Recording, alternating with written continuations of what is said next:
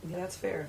That's fair. If a nigga's gonna stress me, listen, that's fair. I'm 5'8". If I can push you, if I can move your body, yeah, I probably am not gonna have the same level. yeah. Of Maybe respect. I'll change eventually. 2025, the rebrand is coming, so who knows? But as of right now, we're still in 2024. Yeah, because I also think too, we all started doing a lot of self-reflection. Everything was introspective in the pandemic, right? Which was good and bad. We all discovered some things about ourselves we didn't like and things that we did. And then, of course, this random trend emerged about all of a sudden us discovering we're all collectively somewhat on the spectrum.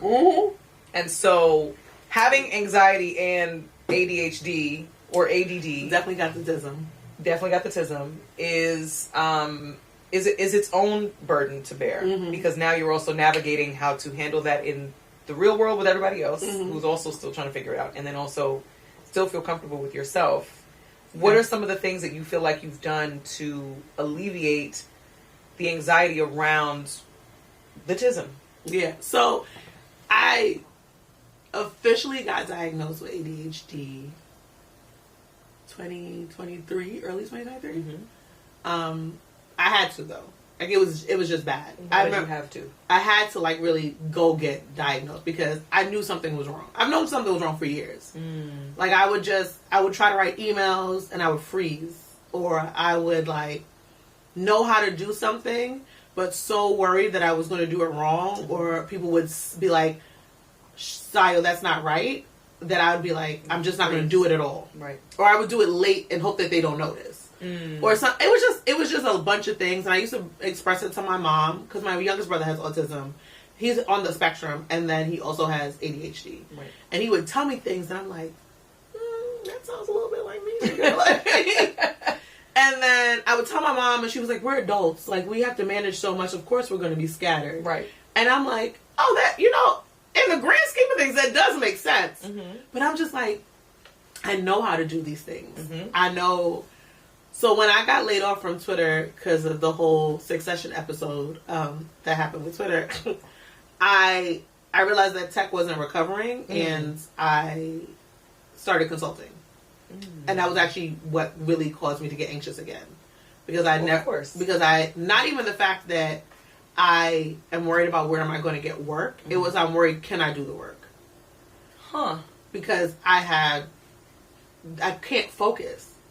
I was always scared about losing my job when I had a full-time job. So it was like, how am I going to do this when I have no accountability to anybody else but myself? And I was like, I had just switched my therapist because the therapist at the time was just really kind of cold about it. She was also younger than me. This is our third therapist? Yes. So one therapist was... We didn't like her. It didn't hit. I wouldn't count those therapists. I had one therapist during COVID. She went missing during COVID. Like when it hit, I think everybody was just trying to adjust. Right. I'm hoping she's okay. I actually never have heard from her ever again. So I was like, because we went in person. Okay. So it was just kind of like we're shelter in place, and I was like, I haven't heard from her. So sister, I hope you're okay. I really hope. I pray all the time that she's alive and she survived COVID. When I got back to New York, I got a therapist and virtual obviously. Yeah. And she actually got promoted, and I was one of her newer clients. And she said I was the one. It was so funny. She was like, "You're the one with like the least issues." So that's basically what she was like. You're like the one with like, I feel like we have, we're new, and you have like the least problematic things that need my attention. So you're probably one of the clients I have to let go. And I was like, bitch, one of my issues is abandonment issues. If you're going to leave, you about to trigger me. Like, you about to trigger me. You about to give me more issues. But I understood. I think once people explain to me the reasoning, I'm very clear. But it's just when people don't say anything to me, that's when I get be like. So I got a new one. I liked her. She was a Capricorn, but she was significantly younger than me. Like she was Gen Z, and I was like, we don't look at our problems the same. And I used to be on the call crying all the time. Like I feel like I can't do things. Like literally, not even like don't know how to do. I feel like I physically cannot do them because I know how to do them. I know how to work out. I know how to write an email. I just cannot do. And I was like, I think I need medicine. And she was like, maybe you do. Oh, and I was just like, not too much, bitch. Maybe you do. I was just like, I think I sobbed for like the rest of that call because I was just like, I know I need the medicine. And it's such a stigma, especially around West Indian people and foreigners. brown people in general, but also women, like, you need the help. And I was just like, if this is how your therapist is responding, what is everybody else going to be like when you get on the medicine? And I was just like, I don't know what to do.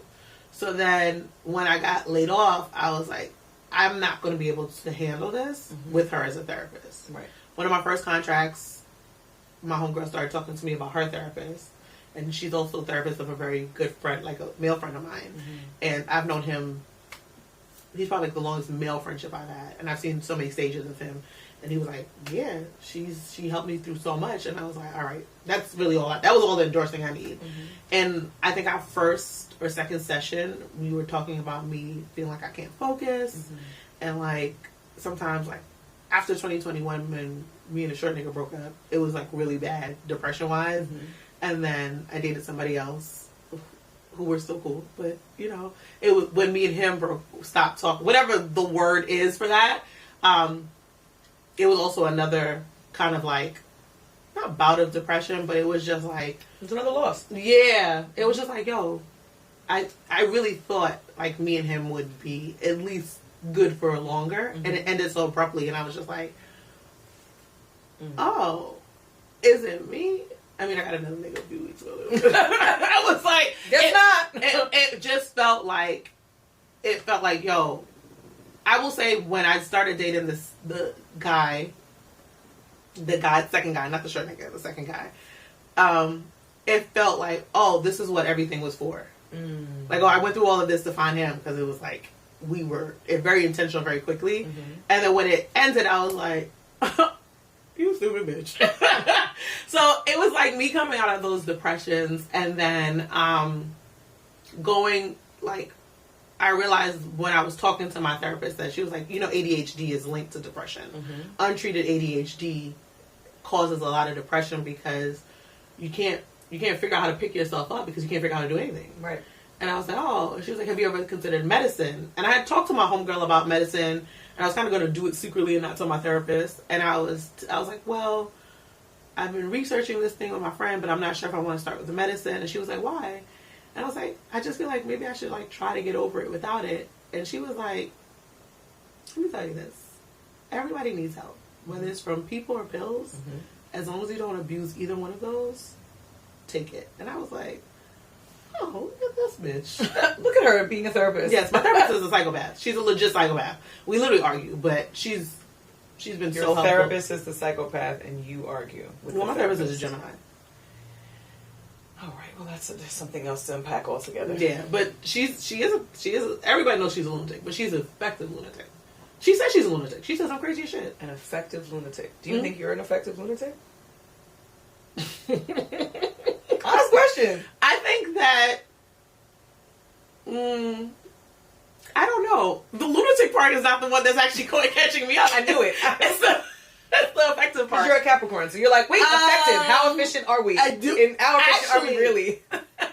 No, literally, truly. I'm like, I know that I don't think anybody in this world is sane. Like, for real. Like, I think that we all have... There's levels. There's levels. Like, I don't think that we may be insane, but I don't think that we are really sane. I know I have things. I romanticize everything. I am definitely one of those people who, when I like a man, I plan our wedding in our head for the first hour and a half, and then you do something that annoys me, and I'm done. You know, I think that's funny because I really am caught up on the effective part. Like, I don't know if I'm effective or efficient, but I think that is also one of my biggest fears, that because people think I am and I'm not, and I'm like, what happens when people realize I'm not as effective or efficient as they think I am? Are you more afraid to disappoint them, or are you more afraid to actually not be efficient? I think I'm more afraid. I think both. And it's not to disappoint them. I think it's the embarrassment. Like, you're not this person that people think that you are. And I'm like, oh, is it going to be like some big unmasking? Like you know that the Scooby-Doo when they're like, gotcha, bitch. Right. You don't know how to do none of this shit that you know how to say. Yeah. I think about that all the time. And I think I'm always nervous that like somebody's going to be like, you actually don't know what the fuck you're doing. You've been lying to these people. You are and I don't think I'm lying. I don't like go out to say, be do you malicious. feel like a fraud? No, I think that like I see people do amazing stuff, and I'm like, I'm not sure if my level is up to them. Okay. So when people put me in those levels, I'm like, no. Like, please don't, because if it turns out like one day somebody's like, actually, Siobhan, don't be doing nothing. I'm like, oh, which is not true, by the way, because even at Essence, everybody was like, oh, nah, Siobhan. Who's everybody? Trina, for one. Okay, Katrina, yes. Yes, shout out to Katrina. She definitely was like, yeah, Siobhan knows what she's doing. Okay, that makes me feel better. Yeah. But also, I'm also clear when I know I don't know what I'm doing. Like, they had me on a portion and I was like, y'all, I'm winging this shit because y'all threw me into this because we had nobody else. Okay. But I think I also like to manage expectations, and I manage my own a lot. So that's the problem. I think you micromanage your own a lot. And manage it is still in there. Manage is still in there. It's a tight grip on the things that you don't have control over. I want you to give me 3 projects that you have worked on. Not the quiz. No, because I think it's important. I think something I've realized too, even as friends, is we all see each other differently than we see ourselves, right? And so I can, of course, someone is like, oh, list 50 things that you love about Siobhan. I'm like, great! You want it in cursive or caps? Like, we can all do that with each other, right? Yeah. But when we think about the stuff that we actually value about ourselves, like I'm listening to you explain, like I'm afraid someone's going to say, I don't know what I'm doing, even if it goes off without a hitch. Or, so I want you to think about, I want you to name 3 things that you're proud of, that you've done well, very well, that nobody could ever fucking question about you. Oh. And they don't have to be work related. It could be, but it could just even be a personal accomplishment that you've done well. 3 things I think I've done. Wow. I think I'm a great writer. Okay. I think I'm a great writer. We'll stop there because I do have a caveat to that, but I'm not going to say it because you're going to get mad. I think I'm a great writer. I think a project or something that I've done really well. I think I was a great leader at Blackbirds. Okay. I think I foster community amazing. I think it gets overwhelming for me sometimes because there's just a lot of energy and like knowing that I can't deal with that all the time. It hasn't been the best lately. Okay, I'm putting a caveat on it again. I'm sorry. I think I was a great leader at Blackbirds when I was there at Twitter. And does that have to be work related? No, it doesn't have to be work related. I think I show up and support my friends very well. Okay, good. Does those count? Yeah, that Okay. counts. Alright. That counts. Okay. I just wanted you to give yourself a minute, like 3 things like, oh yeah, I do this well. I'm really great at this. I would have never been able to give you anything work related. Why? Because I always think something for work could be better. That's not the same thing as not having something to list that you think you've done well. You can still, those truths can exist. You could still, I you can still have room for improvement and still be like, I fucking killed that. Because there's definitely, I can think back to a million performances or events or episodes of podcasts where I'm like, I bodied that, but also I was really tired. Like I could have probably said more, or maybe I could have said less, but it was still it's still great. I mean, I think I also disassociate a lot. Or Okay. detach. Maybe not. Maybe it's disassociate. I don't remember a lot of things. Okay. I don't like. When they're done, you detach and you leave Just it there. in general, like certain things, people will say shit, and I'd be like, I literally, like, genuinely, completely forgot that happened. Oh. I was with somebody for 8 years. I was engaged to that person. If you ask me about my relationship with him, there's so many points I don't remember. Like my friends who I was cool with at that time, they'll remind me of stuff, and I'm like, it did happen, huh?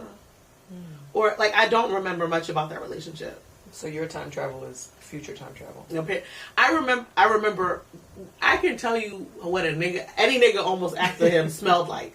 Like I remember almost so many details about. Well, smell is the strongest scent out of the 5. But I'm just saying, I remember so much about everybody. It sounds crazy when I say everybody like that, but I remember the smallest, silliest details about everybody after him. Just something about that I disassociate from. And there's other things, not just that specific relationship, but I disassociate a lot. Like I'm one of those people who I will drive, and I'm like, when the fuck did I get home?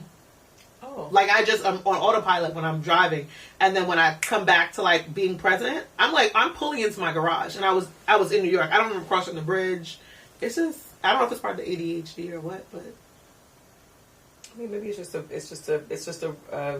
means of survival for you. I don't know, child. Yeah, maybe. You know, figure it out eventually. Hopefully, one day. Okay. Do you feel like it impacts your relationships? Because I know we talk a lot about friendship, and you are a phenomenal friend. Thank you. As far as dating and romance goes, though, and as your friend, I'm gonna share some. You shared something with me that it broke my heart when you said it out loud. Oh my gosh, you're gonna make me cry. No, I'm not gonna make you cry. I was like, no, but you said, I'm leaning into, as you're getting older, as your life is kind of changing and you're going in this specific direction. You had said you don't think that you'll find anyone, that you're kind of leaning on the accepting that maybe you won't meet. I've always said that. You've always felt that way. I felt like after me, and so I've always. It's weird because I had a boyfriend for 2 years in high school. Mm-hmm. I literally broke up with him, and then I ended up with my ex-fiance. Mm-hmm. And we were together 8 years. We had like a little break, but you could ask Sean. Sean is a producer again, everyone. Sean went to college with me. I had no niggas in college. People are like, you dated somebody in college. I'm like, I was with David the whole time. Wow. Like we would go to parties and I would go home at 2:00 and I'm thinking everybody else is going home too. And it wasn't like until me and my ex broke up, they would start talking about shit they would do like at 4:00 in the morning, 5 o'clock. I was like, y'all niggas wasn't asleep? They was like, no, bitch, we dropped you off. We were creeping. You went to go home to be already and call your man. You were like, dissociate. Da-da-da-da. And I was like, but it's not even that, I just did not know that's what they were doing. I thought everybody was going home to go to sleep. Wow. Because I was naive. Because all I've had was boyfriends. No, I'm not fucking these niggas. What's wrong with y'all? This is my man. Right. When I'm with a nigga, I'm tunnel vision. I'm disgusting when I'm with a man. That's why I have to. That's also. It's not disgusting. It is. It's not disgusting. It is because he doesn't necessarily have to be my man. If I like you, I love you, most likely. I love almost all my niggas. That's a lot of us. Since it's so few and far between, I go really hard for them when I do, and it's not always reciprocated. I always laugh at that meme that floats around on Instagram. It's like, oh yeah, I got together, I linked up with him, and we've been together ever since. That's literally me and Cheech. I can't. But see, that's the thing. You married yours. I have not. No, but I'm in my mind. I think that's a thing that I think a lot of people have in their brains. Like you're thinking about what your kids' names are, where you're gonna live, what what I mean. I don't even mean it like that. I mean, like I do that, yes. But I mean, like I really pour into the person, because I like them. Yeah. Not because of that's one of the things I'm trying to learn now, is not because they also pour into me. It's because I like you. Mm-hmm. I'm going to do this for you so you can feel my love whether I feel it back or not. And that's the problem. So what does a man pouring into you look like? Girls, I wish I knew. No, I'm lying. I do feel like it's support, it's quality time, it's reassurance. Mm-hmm. You said something when we talked about it was trustworthy discernment. I think that's always stuck with me, like making sure you're making the right decisions for me and maybe our family if we have one, but us as a family unit when we're together. Mm-hmm. Someone who is kind, because I've dated a lot of mean niggas. I love a mean nigga. I love an asshole. But I need you to also, they can also be assholes to you in certain moments. Yeah. And I need somebody who's kind to me and speaks with love with me all the time. And just someone who I can feel 100% myself with. Mm-hmm. I'm not, I think there's probably like 2 people in this whole entire world I can feel 100% comfortable with. Mm-hmm. And one of them I don't even speak to anymore. So it's like, and it may be just that one person. I don't know. It's a homegirl. So it's an old friend. So I think I'm just very, again, the whole, like, I don't want to be considered like weird or imperfect. So I shelter a lot. Mm-hmm. So there's that. But when it comes to after me and my ex broke up, mm-hmm. I literally started dating somebody right after, or I would consider it dating. Yeah. We it was a situationship. I didn't know that at the time. Entanglement. Yeah. And we were on and off for years. But it was just like, it was like patterns. It was like, okay, I would date this guy. We would be hot and heavy. Is that, mm-hmm. I love that white term, hot and heavy. We would be hot and heavy. We'd be deep. We'd be telling each other about, tell me why your grandmother got arrested. Like that shit. Like we would know everything about each other's lives, up all night talking. And then it would be like, we just fell off. Or because in my head, we are working towards a relationship because that's all I've ever known. Right. It might have scared them off or whatever the case may be. And it was just like a series of like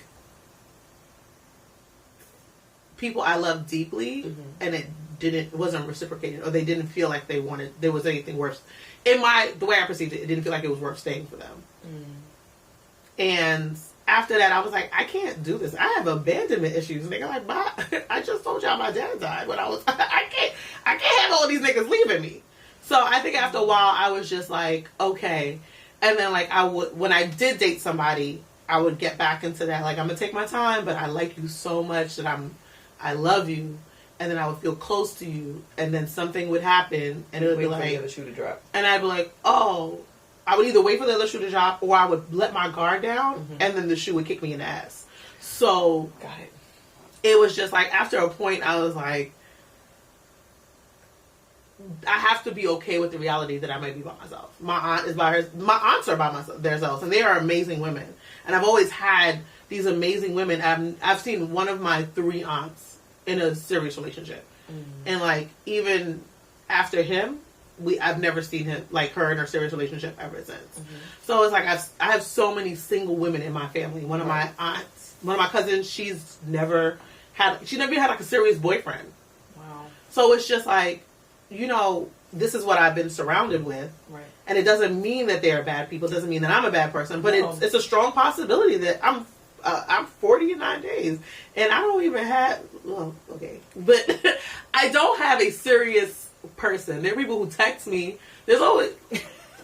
I'm sorry. I don't have a serious person. There's people who text me. There's people who text me. There are people I know that I have people who I've dated that I sometimes am still in contact with that do love me. Yeah.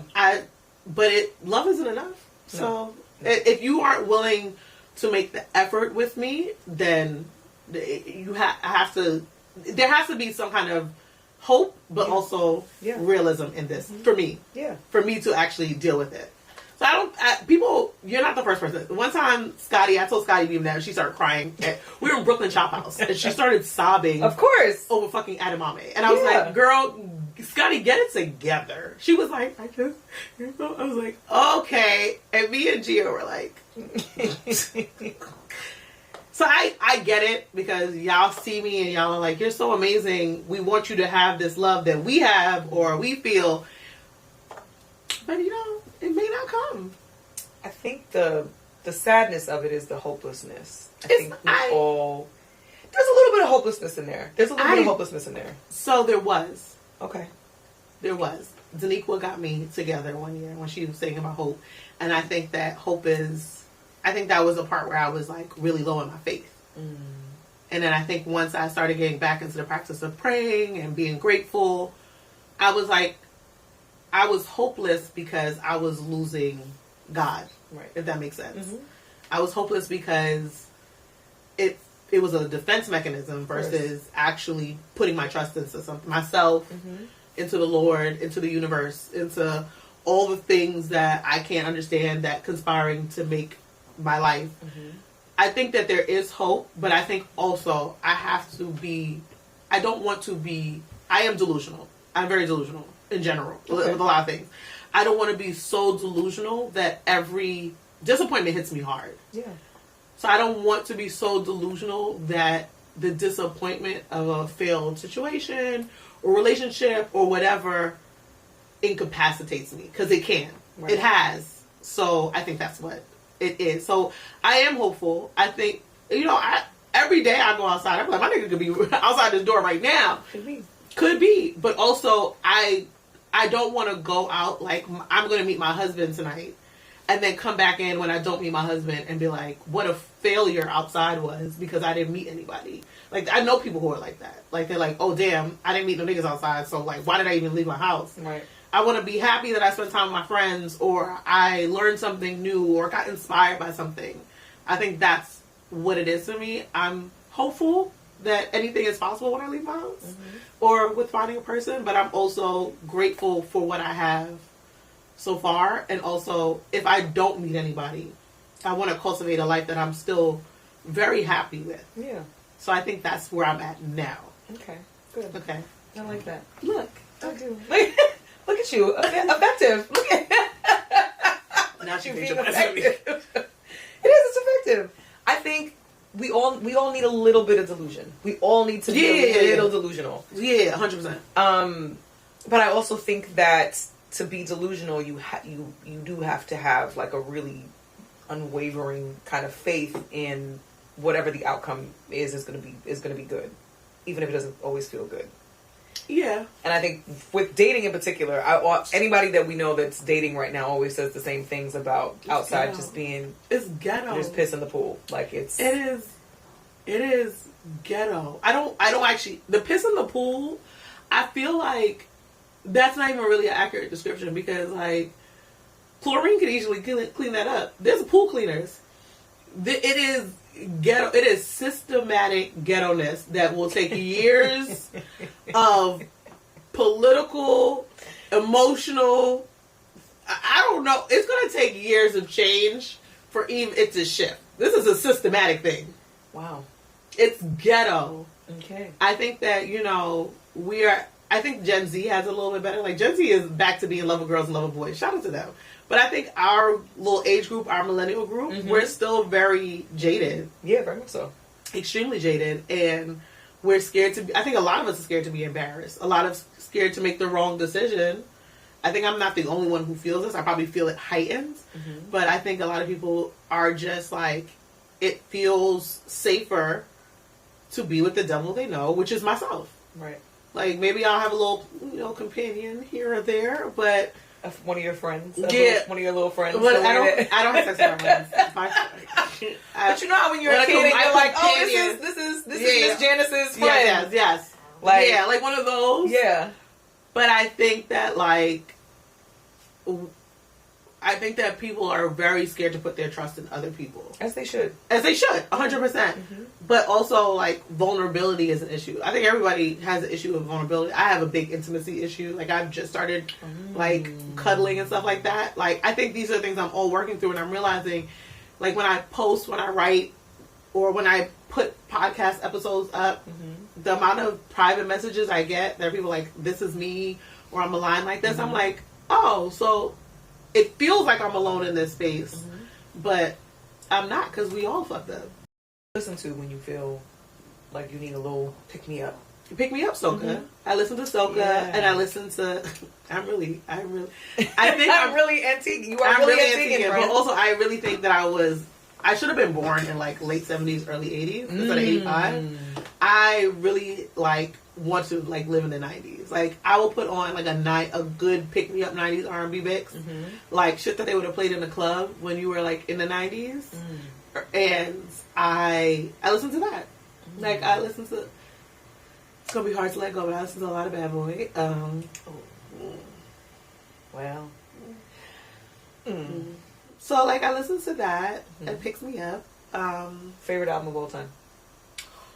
Ooh, of all time? Of all time. I can't answer that. One album that you can put on no matter what you're going through, no matter where you are, no matter what's going on. That there's just one album, top to bottom, no skips, no running it back, just first one that comes to mind. Oh, Mary J. Blige, My Life. That's a good one. Yeah, Mary Joint, I played at least 7 times in a row. Also, y'all gonna hate me, and I don't give a fuck. Let me try not to judge. Go ahead. Because Take Care, y'all can never make me hate Aubrey. Never judging. Y'all can never make me fucking hate Aubrey. I don't care. I don't. This zooms in. I don't care. All right, y'all can listen. TDE be scaring the hoes. I'ma listen to Kendrick. I was bopping to Not Like Us. TD be scaring the hoes. SZA be scaring the hoes. Don't you be scaring the hoes a little bit too? I'm not gonna lie. They scare the hoes. It's always gonna be Drake over TDE for me, and I apologize. I don't care what y'all say. Clip that out. No one's gonna be like, if you're reading this, it's too late. It still gets frequent play for me. Yeah. Take Care is my favorite Drake album. With Nothing Was the Same as a close second. I think Nothing Was the Same as my favorite Drake album. Yeah. Well, it's neck and neck. I can have a Drake discography conversation anytime, any place. Yeah, I really do enjoy Drake. Yeah. I'm sadly y'all never gonna get me to cancel the boys. So. Yeah, and let me not say never the things that have been coming out lately about people are very shaky. But as of right now, I still, Drake is. Yeah. It makes sense when Drake is in the top of the Spotify. A little bit. What was your favorite year in your 30s? 2018. So 33. Wow. Yeah, that was the year. 2018 was my favorite year in my 30s too. It was the year right after my Uncle Clyde died, and like I said, I was just like, I came out swinging. New Year's from 2017 into 2018, I was like, yo, 2017 was so fucked up. The time I got to 2018, I was like, from January on, hit the gas. Yeah. 2016 was a lot for me. And then 2017, I kind of just like sat in the processing of that. So when Uncle Clyde passed, it was like, what more do you want from me? What do you want from me? And I was literally going to do nothing. I was like, Grandpa died. I dealt with that all of 2015. I finally felt like I was in a good place in 2016. I got to 2016. It was just like so much. I was like physically the healthiest I'd ever been, but mentally it was just a lot of, emotionally it was a lot. Yeah. And then I felt like every year, this is my year. 2017, I was like, this is my year, but I think I was processing everything. Yeah. So when I finally started to get back into a good groove, my money was good, I was traveling more, I was having fun. Uncle Clyde passed, and I that thought of it's too late for me always rang in my head. And I was like, I never want to be able to say I didn't do the things, because I can get very much like, I want to do this and still be very like reserved. My house is feel comfortable. I'll sit and rewatch Living Single 1,000 times before I go and like do something on my own or be spontaneous. So 2018 was like, we started with Trinidad Carnival. I was like going on so many dates. Yeah, it was a time. I did the half marathon. I did the 5-borough bike tour. I traveled a lot more, and that's when I got my job at Twitter. Yeah, I did. Oh, my stomach's growling. I have a lot of had a lot of contracts too. So it was just fun. It was a fun ass year. 2018 was a great year. Fun ass year. But also, you were 33, which is kind of. That's amazing. So we're almost at 7 years from then. Like time is not real. We always talk about time is just not real. But I think ending your 30s in a way that you can remember, you know what to take with you. You know what to take now. Like you kind of have an idea of what you want to take and what you want to leave. I mean, I hope so. I think this year is when I learned the bulk of that. I think that. I mean, but this. What was your biggest takeaway from 2024? I was going to joke and be like, I have to put me first, Lucius, but I really do have to prioritize myself. I am extremely considerate to a fault. Yep. And I consider everybody I love in everything that I do, and I had to start considering myself as one of the people that I love. And it was like it was a hard transition because people aren't used to me saying no a lot of times. And it was like a lot of pushback if I would say no, or if I'd be like, no, that doesn't feel comfortable to me. Like I've had like really hard conversations with some of the people I really adore. Yeah. And like, I would never want to have those conversations because to me it's like, I'd rather just like brush it under the rug because I don't want you to go anywhere. Right. So I'm just like, no, well, it's not that big of a deal for me, or I'll sleep on it. But I think I've had to have those hard conversations to realize, like, if I can't have these with you, and you don't stay, like, you really weren't supposed to be here in the first place. My friend Neville said something recently that really kind of, like, fucked me up for the better. But it was like, I'm very indecisive, and I think that also... What? You didn't know that? I am one of the most indecisive people you know. If you understood the way I researched to make the smallest decision, that doesn't sound like indecisive at all. If you did all the research and you were still undecided, then I could be like, you're still undecided. I literally, the last minute, I doubt myself all the time. Even down to my nail color. I get anxiety getting my nails done. Because I'm like, just give me the pink again. Like, I overthink all of my decisions because I'm so terrified of making the wrong decision that a lot of times if I could, I'd make no decision. And Neville said something to me, and it was like bitch. Like, and it was, I don't even know if it was for me. I can't remember. Like, I asked them, what lessons did they learn this year, but also what's their favorite part. So I don't know if it was for me, it was for somebody else. But he said, you need to make, I learned that I need to make a decision. Even if it's the wrong one, you need to make a decision. And I was like, oh, like, that's how we learn. Like, even the wrong decisions are, like, lessons and things like that. So I think I really learned that this year. I learned to trust myself more. I'm still in the process of learning that, but I learned to trust myself more. But this year, dog walked me. Very much so. Day one. Yep. Hour 3. Same. I literally came out. I had started a job this year with no job. Like, no income coming in. No clue when income was going to come in.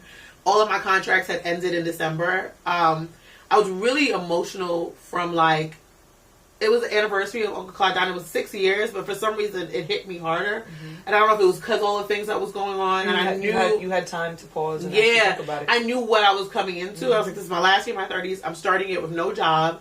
I walked out of, I was like, I'm going to ground myself in gratitude. I'm going to find the good in everything. I walked out of a New Year's Eve party, found my car broken into. Mm-hmm. Like, it was, I had to move back home.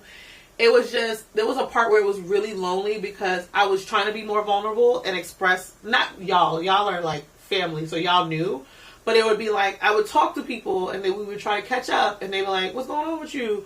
And I'm like, it's a lot going on. Or like, I'd be like, it's a really hard time. Mm-hmm. I know we joke about me not having it, but like, I literally don't have money. Mm-hmm. I'm moving back home with my family, which I said I would never do. Mm-hmm. And people were like, you got it, big dog. And I'm like, so I can't actually express that I'm going through this because you don't believe me. Well, because you're the strong friend. Yeah, and I don't know if anything, I know I'm jokey and I know I'm dramatic. No, you're the strong friend. Yeah, but I also know I joke around a lot and I'm dramatic. So people aren't used to me like having these like vulnerable moments. A lot of my vulnerability is either in podcasting or writing. Right. So like, it was just like, if I'm saying to you like, no. And I'm like, I don't want to have this breakdown that I know is there because I don't want to bring myself deeper into a hole. And then, so I just like, it's like, I think about, I mean, you don't know this. You're going to laugh. You may not laugh. You're not going to laugh, actually. But like, when you asked me to be in your wedding, I was like negative 2,000 in my bank account. And I was like, there's no way I'm not going to be in Bridget's wedding. Like, I had money coming in because I had like sold some stock. Not you about to make me cry. This is not my interview. This is not. I was like, cry. I had like something had come. It was my last rent check because it was like March 1st. I had just moved back home. Oh my god! I had just started working back my contract, and I was like, the money's gonna come. I'm not missing Bridget's wedding. The money is going to come. I know, Bridget, you're really about to cry. I'm trying to hold it together. I'm listening and I'm holding it together. That's not funny. What the fuck? I had no like. It was just so bad, and I just felt like it was like, how do I tell people? Now you're gonna make me cry. How do I tell people that like this is probably the hardest part of my life? Like, I never, even if I had no money, I always had some money. Yes.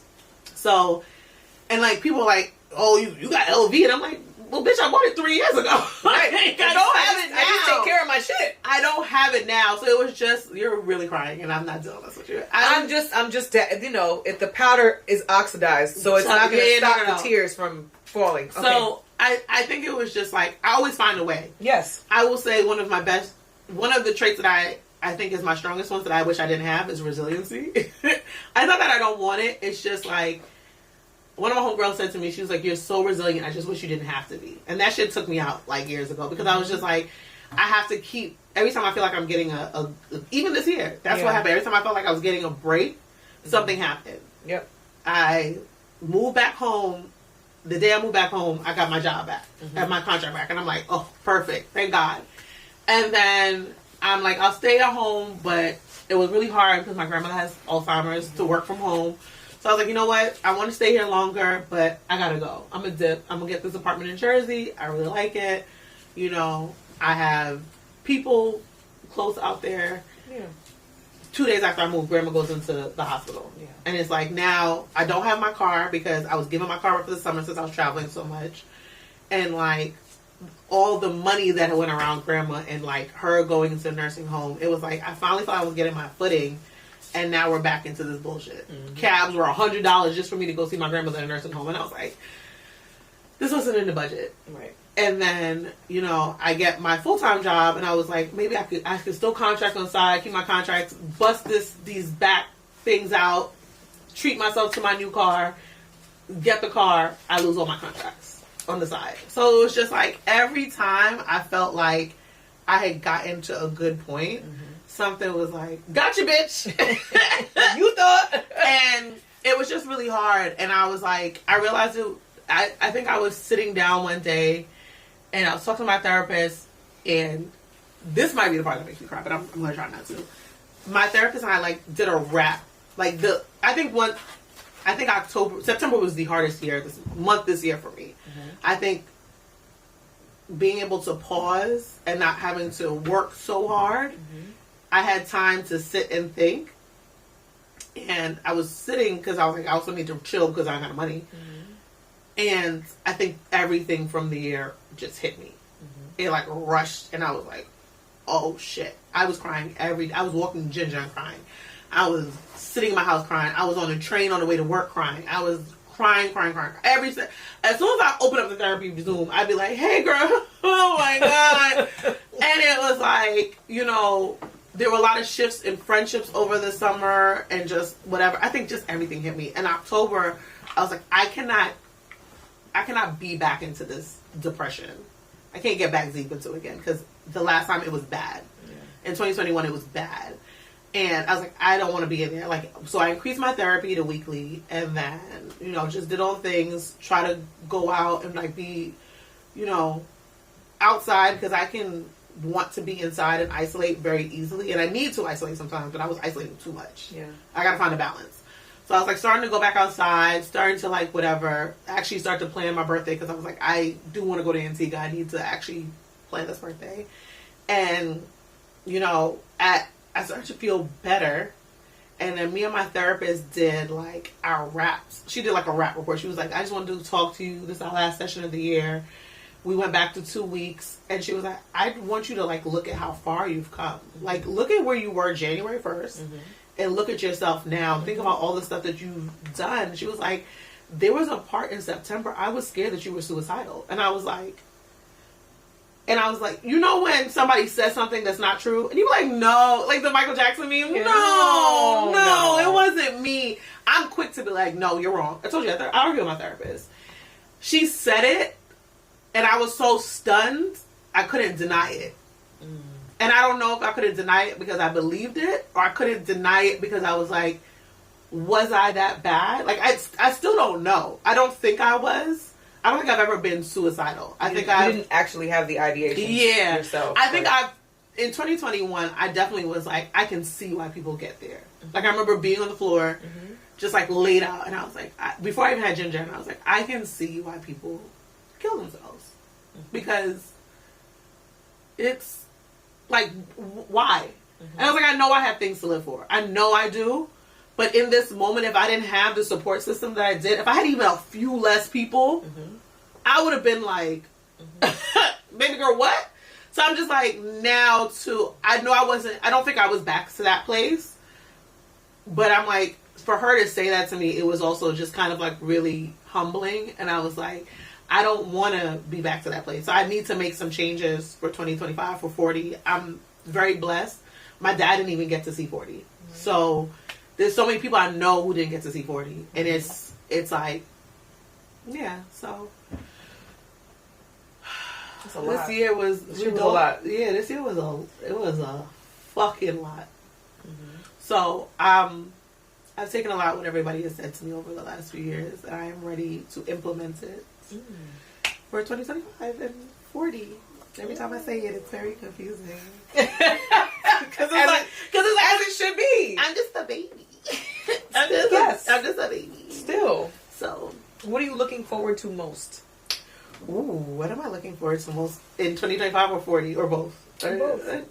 I think. I mean, your birthday is the first week of the year, so it's it is my person. I don't start being a better person until after my birthday, after I'm done celebrating. So at least the 7th. This year will be the 13th. I'm not starting anything new until the 13th. But I am looking forward to actually literally this year being over. First and foremost, this year, I need this year going. I'm very thankful I'm with you. for the lessons. I'm thankful for what I've learned. I'm excited to implement. I'm excited to again be decisive. I'm excited to. I have no idea you were indecisive. I'm still blown by like that. literally that's like it.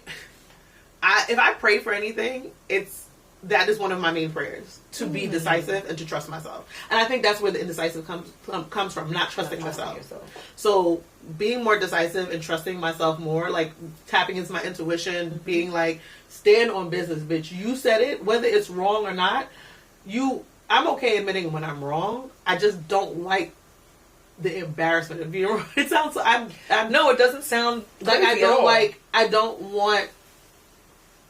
want people to be like, this bitch don't know what she's doing with life, with anything. So I overthink it because I want the outcome to be right. I want the outcome to be perfect. So like, I don't trust myself a lot because I'm like, bitch, you look at these niggas you've dealt with. Clearly you don't make good decisions. But look at how far you've come. You've made a lot of good decisions. You've made a lot of good decisions. You didn't marry anybody that you didn't want to marry. You didn't have kids with anybody you didn't want to have kids with. You haven't broken up anybody's happy home. You know what I'm saying? Like, there are so many choices.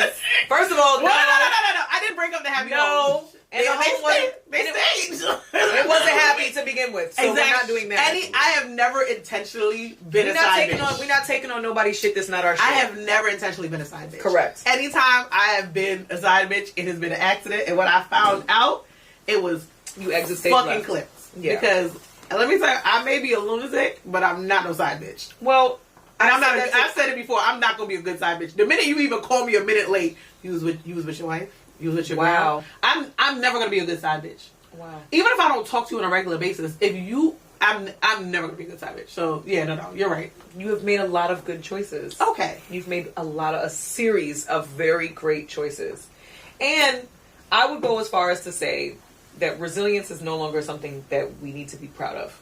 It's a survival tactic. I don't want to be proud of it. It's a survival tactic. It's not an element of pride. Yeah. It's a survival tactic. You did what you had to do to get through. I'm thankful that I have it though. Yeah. I'm thankful that I have it because the stuff that I've been literally, I've had traumatic experiences since the day I came out of Sharon's coochie. Like it's been a ball of trauma. Yeah. Like, so I'm thankful for it. Yeah. Because God knows where I would be if I did not have it. Well, you're also not defined by it. And that's what I need to change. I hope that in this next chapter, this next phase, this next decade of your life, that you can, as much as you dissociate from the shit that is overstimulating, you can dissociate from some of the shit that is not yours to carry anymore. Yeah. No, we're going into 2025 and 40 much more intentional. Okay. Much more decisive and trusting ourselves. Mm-hmm. I'm going to try to be more spontaneous. It's not really my jam. Nope, not your jam. No, it's not at all.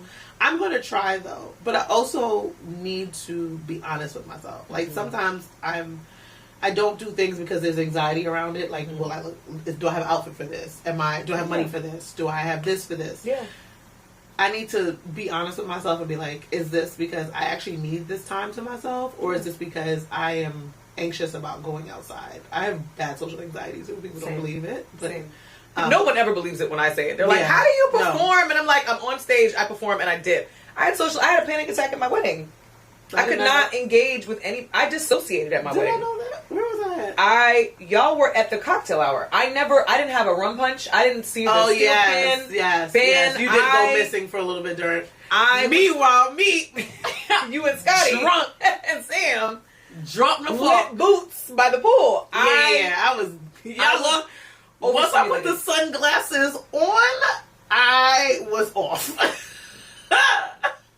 That was a great wedding. What happened in Jamaica stays in Jamaica. It was a great wedding. But I will say I dissociated during that cocktail hour. I was so overstimulated. And I felt bad. I came when I walked up the aisle after the ceremony, and everybody just flooded for pictures and hugs and congratulations. And by the time I got eventually to I was like, I have to get out of here. I'm freaking out. Yeah, I'm freaking out. And I had to unplug.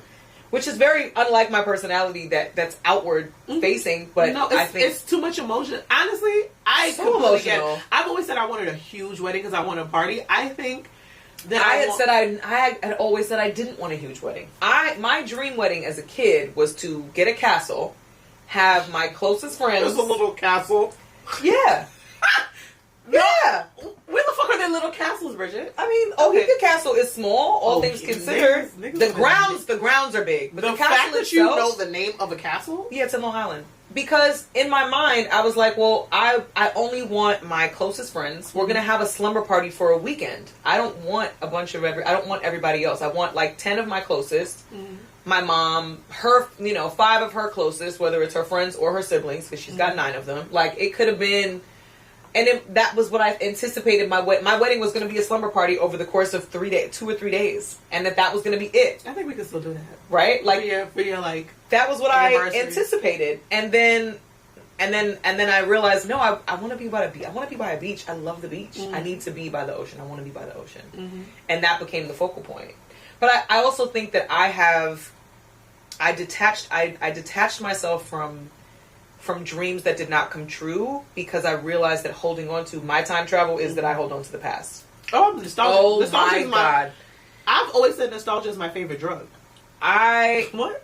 I hold on to the past. And not because and I think the trajectory of my career forced me to think that way because everything was backwards. Like everything started so high from the very beginning that I didn't have everything was just a slow decline. And so looking at kind of we look at people's career and we're like, oh, well, look, where they started and look where they are. And it's kind of, that's backwards for me. I started up here. So I started up here and then it gradually was just like this gradual decline over the course of the last like 8 years. And I'm a year behind you. So next year is my 39th year. It's my last year of my 30s.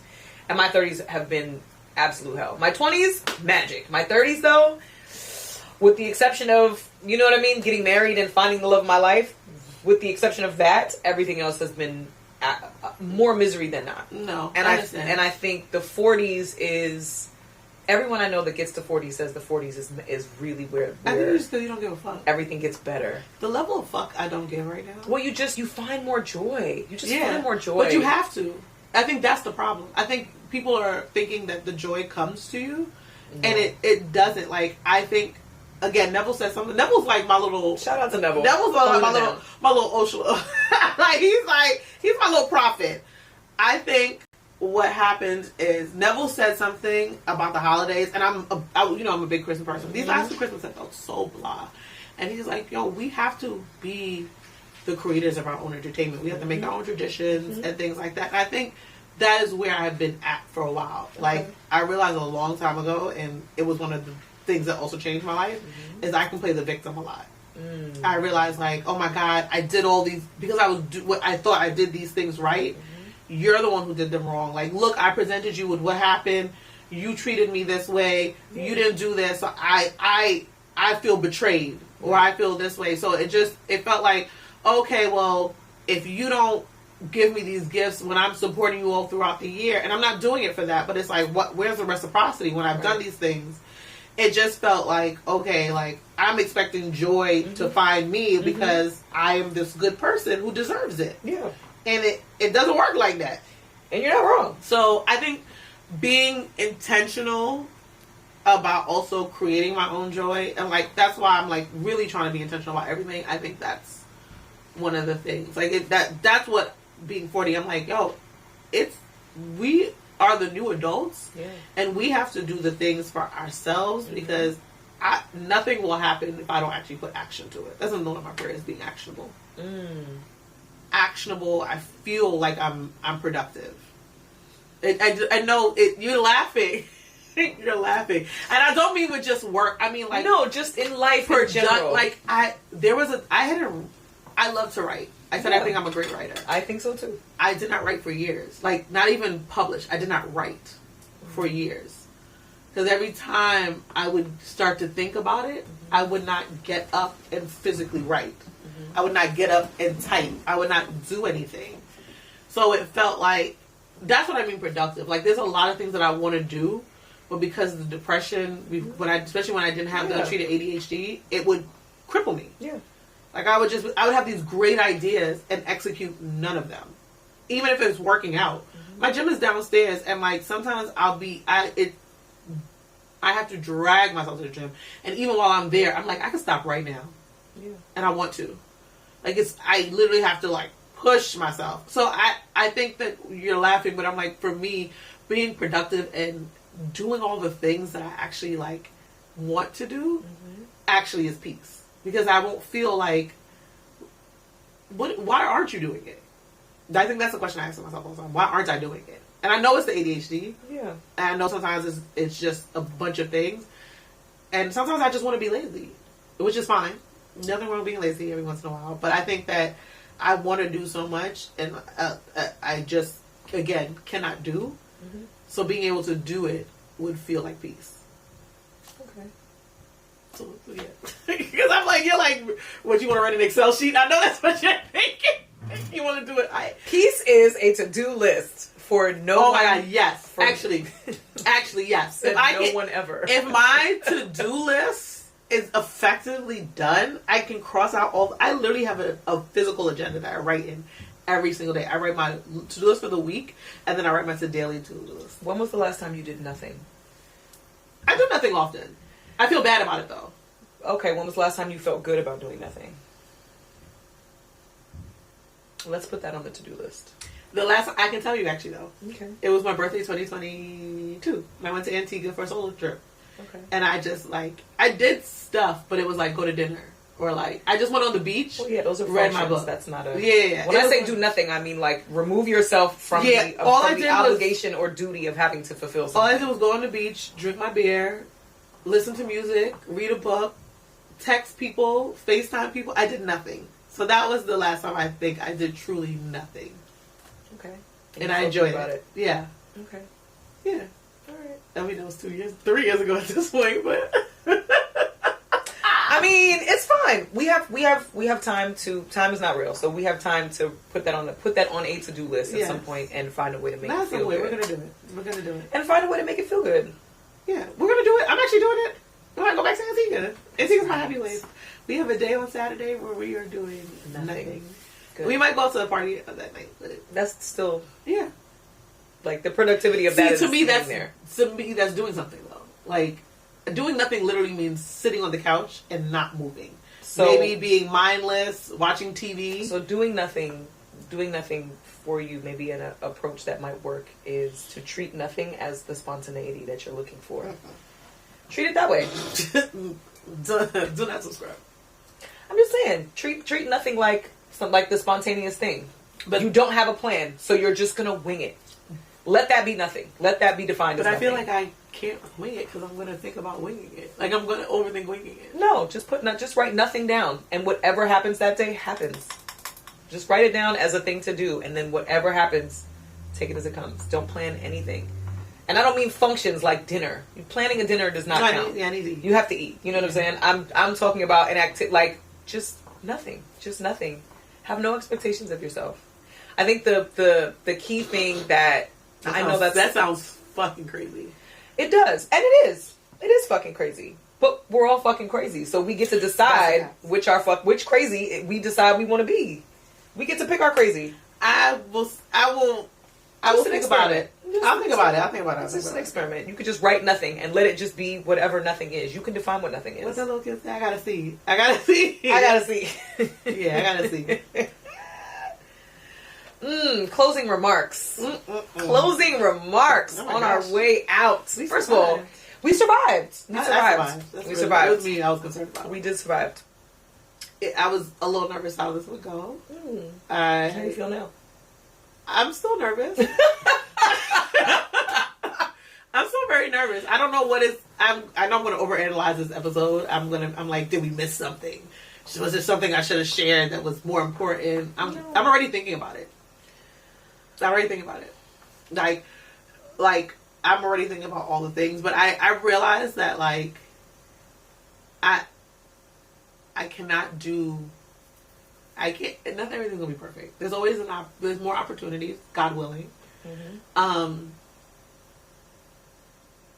Yeah, I don't. There's more opportunities, God willing, and I just have to do the things I have to be actionable. Yeah, I have to be actionable and intentional. Intentional. Intentional. Yes. I said intentional. Mm-hmm. I said intentional. Mm-hmm. I have to be actionable and intentional, and just hope that it works out. With podcasting, with writing, with all the things that you wanted, that you're going to do more of. We're just going to claim that you're going to do more of the things that make you happy, that bring you joy. Out of all of those things, what is the one thing about yourself that you hope that everyone remembers and will celebrate about you? I think that I was going to say I tried my best. And that's not it. I feel like, yes, I tried my best, but I feel like I hope that everybody remembers that, like, I really saw the good in everything. I've always, even though resiliency is not what I want to make my personality, it's kind of one of the things that I hope that I'm remembered for, but not that label. Like, she's been through a lot, but she always led with love. She went through a lot, but she's always was very grateful. She's been through a lot, but she didn't let that change who she was fundamentally, even though it did a little bit. But I think me as my core personality, I've always been the same. So I think that's what I hope, that I've always been this person despite all the things. Yeah. Despite literally every fucking thing. Yeah, literally everything. So yeah, I hope that's and I hope that's my takeaway. Yeah. My takeaway from this and from being your friend is that okay. My takeaway from this is being your friend too. I think you have I think you've proven more to yourself than you give yourself credit for. I mean, I actually brought you flowers because I was like, well, she loves flowers, but in general, I thought this was a good opportunity to give you your flowers too, because I think we all forget sometimes how impactful we are. Like I always hated the question anytime would be like, oh, how do you want to be remembered? And I always used to think, like, I just want to be remembered. I want to have a lasting impact in some way that people can be like, wow, she made me laugh, or wow, she was really nice when she was kind when she didn't have to be kind, or she remembered something about me that made me feel better about myself. Or to me, I always wanted to leave, my impact my thought has always been to leave people and things better than I found them. And there have been a lot of moments this year where maybe that wasn't the case. And for everyone, I think we all discovered things about ourselves that maybe we didn't like so much this year. And I want to thank you for trusting me in this space as your friend, because I think it can be sometimes harder to do it with friends because we know each other well, but then there's going to be moments of discoverable moments where it's like, clutching my pearls, like, damn, bitch, I didn't know that. Yeah. But I have to say that you're probably one of the few people that anytime I learn something about you, everything I've learned about you makes me love you more. And I don't feel that way about everybody. I've learned a lot of shit about people that I'm like, wow, if I had known this, you might not have been. No, that means a lot. I think that also that's part of the scary part of being vulnerable. Yeah. I think that people are going to love me less. Oh. It's like, oh, so you're not this person. Here's this additional piece. Oh, I don't like that piece, actually. So, yes, I think that I appreciate you saying that, because that's one of the things I have to get past. That, like, people are going to love me, good and bad. Yeah. And if they don't love the bad, then they really weren't supposed to be here. Well, it's also, there's not bad. I realize that with love. When you love someone, there is no bad. It just is. It just is. There's some things that are a little rough, but I don't look at anybody and qualify things as bad. I think as linear as I would like to, because I'm an Aries and everything is it's either we're on fire or it's raining. As an extreme person, my plight this year has been finding some sense of balance in the gray. Sometimes gray is okay, and sometimes gray is safer than it being just linear, because then if you look at things as just only black and white, then there's not room for context, there's not room for nuance. That's the problem. I've never gone in the gray. It's like, is it Uchiwali or is it one mic? Wow. It could be one Uchiwali. It could be one Uchi. Yeah. It could be one Uchi. But I don't live in that gray area. It's you don't have to live there. No, but I know I need to explore there a little bit more. You don't even need to explore. Just create space for it to exist. No, I need to explore it. Like, I know it exists. But my brain doesn't register it. So I actually need to, like, be okay with it and be like, oh, this is a great space. I don't know what's going to happen next. And I'm okay. I'm trusting. So I think that I do need to live in it a little bit. You know, maybe get a little short stay in there, a little hotel room in the gray area. I don't know. But I do appreciate you saying that. That means a lot. I know you said that there's no bad. I have to work on that because I think there is bad, but I think everybody has their faults. And I guess you don't consider faults bad, but I'm, again, black and white. More so because I think if you qualify them that way, then it feels like you're putting a stamp on it that can't be changed. And I think some of the stuff that we would consider bad or faults and flaws in our character are things that that life has conditioned us to get to. Mm-hmm. So if life has conditioned us to be one way, then I think we still have the power to change some of that stuff if we feel like it's a way of thinking or a pattern of behavior. Those kinds of things. Some of the stuff can't be changed, but for the most part, I think some of it can. And so I try not to get in these are the bad, like the good, the bad, the ugly. That was part of why in my wedding vows I was like, nah, I really actually like the idea of saying for rich or richer, for better or best, and saying things that are positively affirming. Because I think if we get hung up on the stuff that's bad and that's wrong, then like I remember reading a book. I forget the name of it, but it was about identifying strengths versus weaknesses, and how we've been learning our way of being educated is all wrong. Mm-hmm. Because when we are in school or we're trying to process something, the first thing that we're taught to address and the first thing that we're taught to try to fix and nurture are our weaknesses versus actually identifying what the strengths are and continuing to kind of nurture those to help create more of a balance so that the weaknesses actually aren't really weaknesses at all. Now you just... That makes... One of my old classmates from Temple, she was working at Netflix. She's one of my friend's mentors. And she was, like, doing all this dope shit. Mm-hmm. And I was like, oh, my God, Tony, like you're so good. Like, again, I always ask people how they do things. Because it doesn't make sense. Because I can't do. Mm-hmm. So I'm like, maybe there's a different way. I'm not thinking of the right way to do it. Maybe there's a different way that resonates better with me. So I'm like, Tony, like, how are you always so successful? How do you do things? She was like, I only do things I'm good at.